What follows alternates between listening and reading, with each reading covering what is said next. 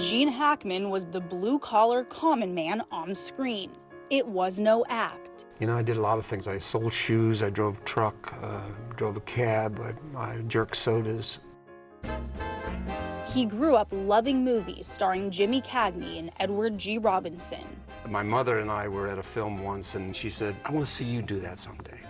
And that was all that was needed. At the Pasadena Playhouse, the aspiring actor met another young actor, Dustin Hoffman. The two were voted least likely to succeed. Take a good look, Pop. I'm Buck Barrel. That all changed when he was cast in Bonnie and Clyde. Hackman was nominated for an Oscar, the first of numerous anti-hero roles from the 1960s on. The acclaim covered up a potential career disaster. He was fired from The Graduate, starring his pal, Hoffman, after just 2 weeks as Mr. Robinson. I thought it was like the beginning of the end for me. Hackman pressed on. A ski coach in Downhill Racer, an astronaut in Marooned, and a second Best Supporting Actor nomination for I Never Sang for My Father. There were tensions on set with father Melvin Douglas, who had wanted another co-star. In real life, Hackman's own father left the family when he was just 13. When you decide to do a role, you choose both the good and the bad that's happened to you, and you try to make that come alive.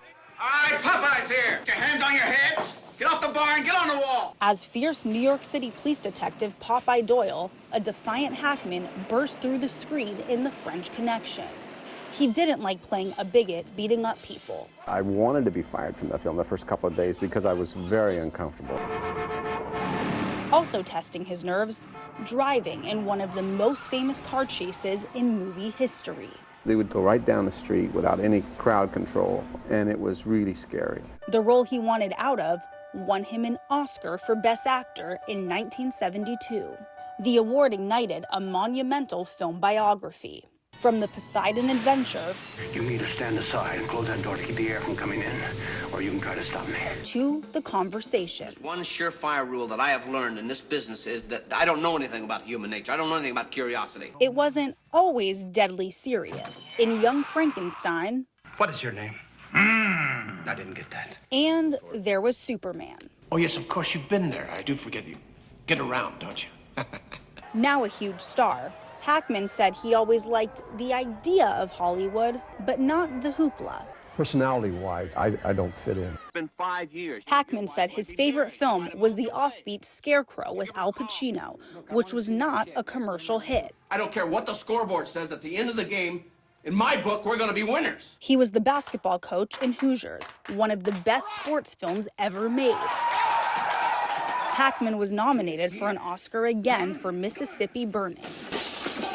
Smile when the bulldozer ran over the black kid's body. He won Best Supporting Actor for Unforgiven.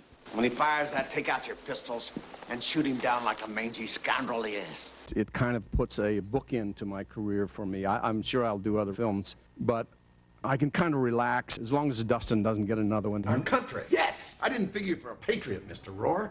Hackman finally did get to work with his lifelong friend in Runaway Jury. I've loved every minute of my career. There's been, tough times, of course, but I like the process so much.